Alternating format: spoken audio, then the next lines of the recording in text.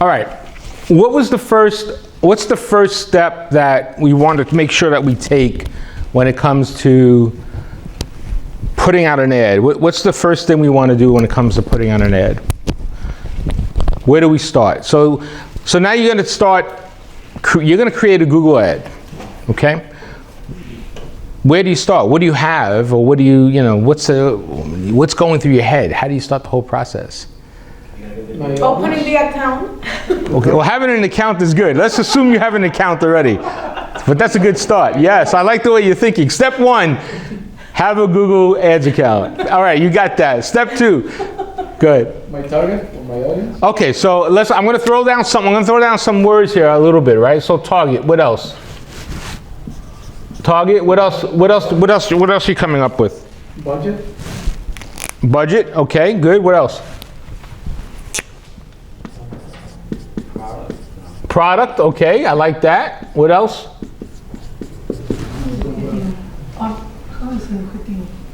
Your niche. Niche, goals, I like that. What else? Anything else? What else comes to mind? Name of product. All right, we'll put name over here by product, okay? All right, good.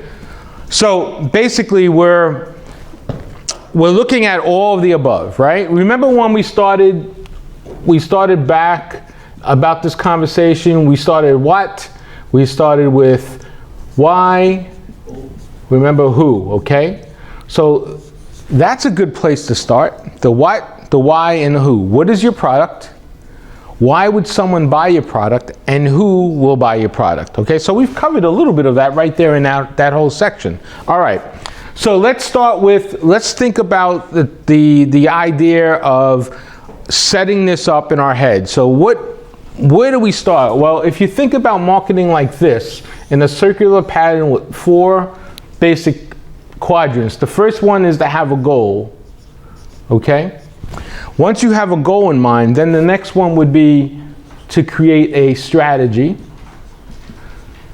With that strategy, the next thing would be to execute, okay?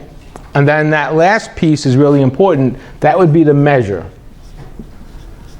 So it's sort of like this, a circular type of a pattern. So you want to have a goal, have a strategy, execute, measure. Goal, strategy, execute, measure.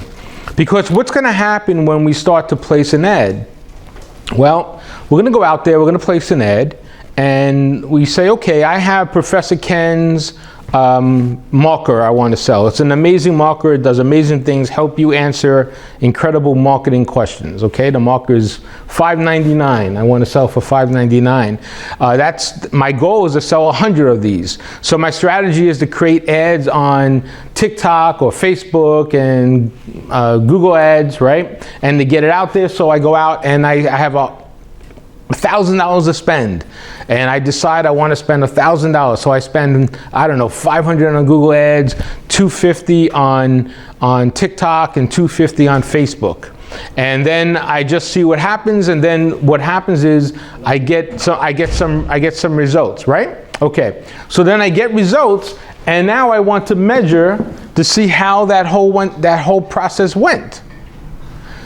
Now, if I didn't do well, the next question I have is, okay, well, what do I want to do? Do I want to do those same type of ads again? Do I need to redo those ads? What's the next step? So now I have to create a new goal, a new strategy, execute again, and then measure again. And that's sort of the process, right? We want to have a continuous process. That doesn't mean that there's going to be a right way and a wrong way to do this. There's definitely going to be ways that are not going to make you money. And there's definitely going to be ways that are going to make you money. What you have to do is you have to figure out what is that way, right? So there's no right or wrong. There's ways that are going to work and ways that are not going to work. That's why you have to go back here and look at this every single time. That's going to be key. So I'll give you an example. If I decide to go to that $1,000, I have people come to me all the time and say, I want to spend $1,000 on ads. And I said, that's great. Have you done ads before in the past? The answer is no, I haven't. This is my first time. I said, okay, well, why would you just want to spend $1,000 on ads not knowing the results you're going to get? So let's try to create a goal. Let's create a strategy. Yeah, we can spend $1,000. Anybody here could spend $1,000. That's not very hard to do, especially on Google or Facebook or TikTok. It's not hard to do at all. But what are we trying to do? What is the goal? So the first step of creating that ad, the first step is to understand what your goal is. Do you want to have people just come to the website? Do you want to sell more widgets? Do you want people to download an email book, right? Or an ebook rather. What do you want to happen? How do you want that goal to transpire? And then what's the strategy to do that? What do we want to do to build that strategy? And then we go ahead and execute it. We wait a little bit. How long should we wait if we put an ad out? How long should we wait to get good numbers? What do you think? An estimate. A month? A month is a good, yeah, at least 4 weeks. The first week, don't panic. Second week, don't panic. By the time you get into the third week, you're starting to see the algorithms take over. You're starting to see some results. And then you know what to do with your spend. So we're going to cover this a little bit. We'll talk more about that as well. Okay? So keep in mind, it's a circular process. Goal, strategy, execute, measure. Goal, strategy, execute, measure. Okay. Let's talk about a campaign strategy. So campaign strategy is how you start this, and this is where you want to put your goal. So generally speaking, there are different type of goals that could apply here. Obviously, you want to sell. Maybe you want to get a lead. Maybe you want to get a website visit. Maybe you want to get a download, right? Maybe you want someone to watch a video. I don't know, there's different things. So there could be a few goals here. So what is the goal that you want to have, and then develop your campaign strategy around that. So remember, this is going to tie into your what. So now that what is interchangeable with your product or service. It doesn't matter if it's a product or a service, you have to know what that is. That has to have what we call a unique value proposition, or a unique sell-in proposition. That's a USP or a UVP, right? What does that mean? Well, that means that it should be different than everyone else that's out there. You should have some unique values or some unique product that's different than what's out there right now. So how do we come to get to that UVP and that USP? We look at features and benefits, right? So how do you define a feature? What do you think a feature is? So a feature is something that the product offers, provides, right? That has, that others don't, that make it unique and different. Now, benefits is what you get from that feature. So for an example, if you're wearing a hat, and the feature of the hat, it has that special micro material, right? That's great. It's light micro material. What is a benefit of that for someone wearing a hat? Comfort. What else? Maybe cooling. The sun. The sun, right? So you can see all the benefits you get from the feature of the hat. If I had a car with a very large, extra large engine, I'm not a big car guy, but it's a lot. What do you get from having a large engine, gas engine, in a car? Speed, right? Power. Okay. You need a lot of gas. Yeah, that too. Well, let's say I had an electric engine. I had an EV. What do you get? What's the benefits of having an EV? You save on gas, right? Yeah. You can't drive more than 200 miles. It keeps you close to home. Yeah, it keeps you close to home. And they're suffering right now, with the exception of Tesla, of course, but other EVs are suffering. In any case, so a feature and a benefit help define what that UVP is. So you have to have features and benefits, okay? All right, let's do an example. Let's say I want to market a bottled water. It's Professor Ken's bottled water, and the water is made with some type of special vitamins and nutrients that stimulate your brain cells, but it has an amazing way of stimulating your brain cells for marketing, for digital marketing. So it makes you really smart in digital marketing, okay? We have maybe some scientific facts behind that or something like that. So, what's a feature of that water? Well, it could be nutrients, maybe for a healthy brain, okay? I don't know, I'm just making this stuff up, for a healthy brain. What else? Energy. It has, okay, so it has vitamins for energy, right? Vitamins for energy. All right, perfect. What else? One other thing that we could think of. So this is of the bottled water. And also it has a special formula, scientific formula of herbs and spices or whatever it may be that actually helps you stimulate the brain cells, right? Scientific brain cells, let's say. Okay, I'm just making this stuff all over the place. All right. All right. So let's think about this now. And now, as we start thinking about this, what is it? Well, this is going to be, and the title is Professor Ken's Brain Water, okay? That's it. Okay, Professor Ken's Brain Water, that's the name. All right, Professor Ken's Brain Water. So now if I start putting together an ad, if I start putting together an ad, what should I talk about here? I should talk about the benefits, right? Why would someone, and remember now we get into the why here, why would someone buy Professor Ken's Brain Water? Because it's going to give you a healthy brain, because it's going to give you energy, because it's going to stimulate the scientific brain cells, because it comes in a bottle that's going to keep it cold forever, right? So you're selling the benefits of that product. So the ads that you do, the ads that you create should sell the benefits. Now you can talk about the features, that's great, and maybe that's a different type of an ad, but you want to really sell the benefits here. Okay, that's going to be important. All right, now what's the next one after what, why, then there's that who, right? Okay, so now, as we start to lay this out, we know exactly what our what is. We understand what our USP, our UVP is. We understand what some of our features and benefits are. We gave the name to the product, Professor Ken's Brain Water, and now we have to figure out the who. Who's going to buy this? So let's talk about that. Who would buy Professor Ken's Brain Water? Fit people. Fit people? Yes. Okay. Fit people, students, marketing students, right?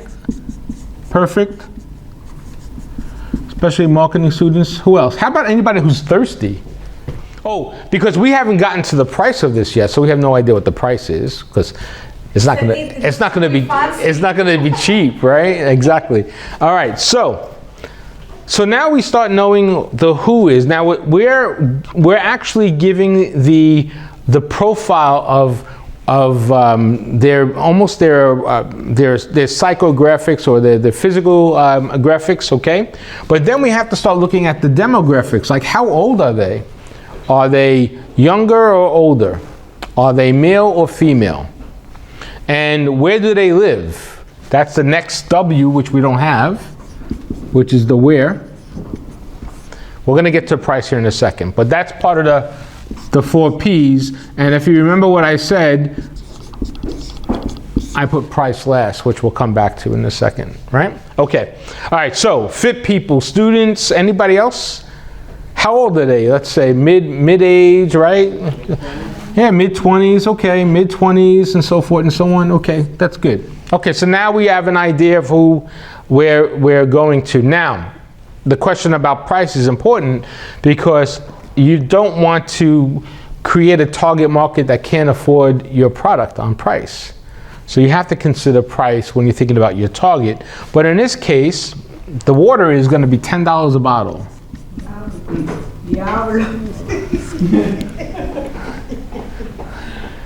It's not worth it? $10? And that's gonna be only for gym people.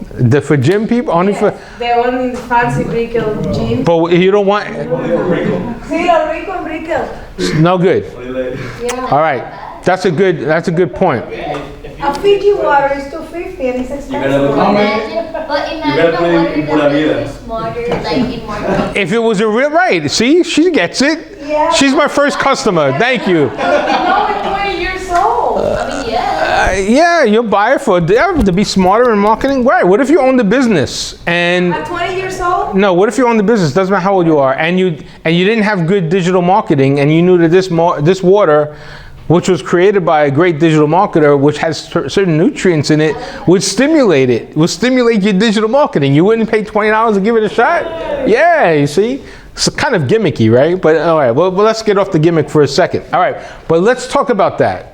Let's talk about that price. Remember the 4 P's. What was that first one? Product, which we started talking about here, right? There was promotion, which we haven't covered yet. There's place, which right now this is going to be online, and now let's focus on the price here. And this is called the 4 P's or the marketing mix, right? That's the idea. Okay, so price. We may have covered this already, didn't we? There's 3 C's in price. Do you remember that? The 3 C's in price. Okay, let's cover that then. There are 3 C's in price that you have to think about. What do you think the first C in price is? Cost. Cost, right. COGS, C-O-G-S, cost of goods sold, all right? So let's say that I do sell that bottled water for $10. How much should that bottled water cost me? 30 cents. I like the way you think. You see, 30 cents. He's thinking way ahead. At least I should be getting a 5 or 6X. At a minimum, this thing shouldn't cost me more than $2. Don't forget, this is in a nice fancy glass bottle. It's a black glass bottle too. Like matte. Yeah, it's like matte glass, right? And the sparkles, has little sparkles in it, so when you put it under the lights, it looks like little new neuroscience things going in. Yeah, so we spent a lot of money on the glass. So that's why it looks really cool. All right, so it's $2, but I like the way you think. That's a 5X here, which is safe. That's a safe number, 5X. I like that number. COGS is important. You need to know how much your product costs before you can sell it. So let's think about this for a second. Remember I told you online you have a lot of returns back, okay? I'm only selling this online. You could buy a case, a 4-pack. I only sell it in 4-packs. Why do you only sell it in 4-packs? Because it's $40. No one's going to buy a 6-pack at $60, right? Once you break the $50 mark, people don't buy it. So I only sell it in 4-packs, $40.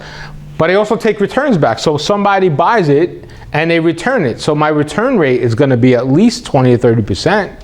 So I have to factor that in because now I have to do something with the returns. There's going to be return shipping maybe if I'm doing direct to consumer. So I have to think about all that. That's why I want a 5X in this whole idea. Okay. Now, that's what my cost of goods sold is. I need to know how much it costs me so I can do it. Yes. Yeah, there's something called price breaks. I'll give you an example. I think we talked about this, well, maybe our first class, about the burger, right? Remember that burger story I told you? Right? A good burger, you would pay $20 is a good burger. If I told you the burger is $40, would you buy it? No. Right? If I told you it was $25, you would maybe buy it, but still hesitate because it's over $20, right? Okay, so you see that there's a price break there. So we have, in our heads, we have what we call reference pricing and price breaks. That's why when you go to a store, you see $9.99. Isn't that less than $10? Yeah. But it's only a penny less than $10. But if I had up there that says $10, would it be a better price? Would it be a better sign or not a better sign? No. It's really, a penny is not going to mean anything to anybody. Well, maybe, right? But still, that's all the psychological. $10 with the taxes. Right. Well, that's true. Right. There you go. So you had the tax. But if it's $9.99, you would buy it. But if it said $10.05, would you still stop and look at it? No, because your brain is... your brain says, no, it's over 10, right? So you see, that's the point there. So there are every product is going to be different. Take a vacation, right? A plane ride to Cancun. In your mind, you're thinking $249, $299, maybe $399. You wouldn't pay $799 for a trip to Cancun, right? So you have that reference price in your mind. That's what we deal with. That's an important question to know. Remember that every product and service is going to be different, though, right? So, all right, but Professor Ken's water is really, it's worth it because it's a nice, really scientifically proven water in a fancy bottle. That's why we're selling it for $10. All right, getting back to the 3 C's. Cost of goods sold. What do you think another C is when it comes to price? Competition. Competition. Perfect. Great minds think alike. Exactly right. So it doesn't, this board is shaking. Oh, look at that. I was like, I thought the building was shaking. I'm like, whoa, what's going on here? The board's not nailed down right. All right, so competition. So it doesn't matter how good I really feel my bottled water is. It doesn't matter how great I think my pricing is. If the competition is selling the similar water for half that price, then I really got to make it special, right? So the competition has something to do with this. They're going to control what happens. That's why when you look at things like the government gets involved sometimes when these mergers happen because they don't think there's fair competition out there, right? The latest thing was the merger between Spirit Airways and JetBlue, right? They said if they merged, then there wouldn't be competition in the market. They would own that. It wouldn't be competitive enough. There's another one going on now. I just saw. I can't think of it. So you need competition in the marketplace, but competition is going to dictate what you can sell the price at. Okay, what's the last C? The customer. Exactly. It doesn't matter if my COGS are good. It doesn't matter if I'm better than my competition. If the customer thinks that there is no way on God's green earth that they're going to pay $10 for a bottled water like this, then it's not going to happen. And I'm going to quickly know that because I'm going to go out there and try to market it and it's not going to sell. So when you think about the pricing piece of it, if I had to make an error in pricing, I'd rather be a higher price and then come down with discounts than be a lower price and try to go up. Now there's pricing strategy, which we're not going to cover in this session, but if you're going to price it high, you can always deal this down. You can say 50% off, right? All right, so that's what price is. So now getting back to our campaign strategy, we started with the goal, and the goal is broken down by the what, the why, and the who. The what is what we're selling, which is the product or a service in any case, which means you have to have a USP or a UVP, unique selling proposition or unique value proposition, and that's defined by features and benefits of the product, right? In this case, we outlined a couple of features of Professor Ken's brain water and the benefits you get from drinking it. We created very lightly, we didn't do extensive research here, but very lightly we created the who, which is the target market. And remember, you have to do extensive research to understand this more. And we haven't gotten really to the where, the geography, but let's assume they're all within a certain location. And we also covered the pricing strategy briefly, just to make sure that the who is going to buy the product because of the price makes sense, all right? So that's sort of the strategy and the idea of what we're trying to do. So now what is the goal here? The goal is to sell more bottles of water, right? That's the goal. And we're gonna use all of this, which started with the 4 Ps, moved into features and benefits, moved into the what, the why, the who, and then we're going to get to the where here in a second. And now we can start building our actual strategy to get out there and execute, okay?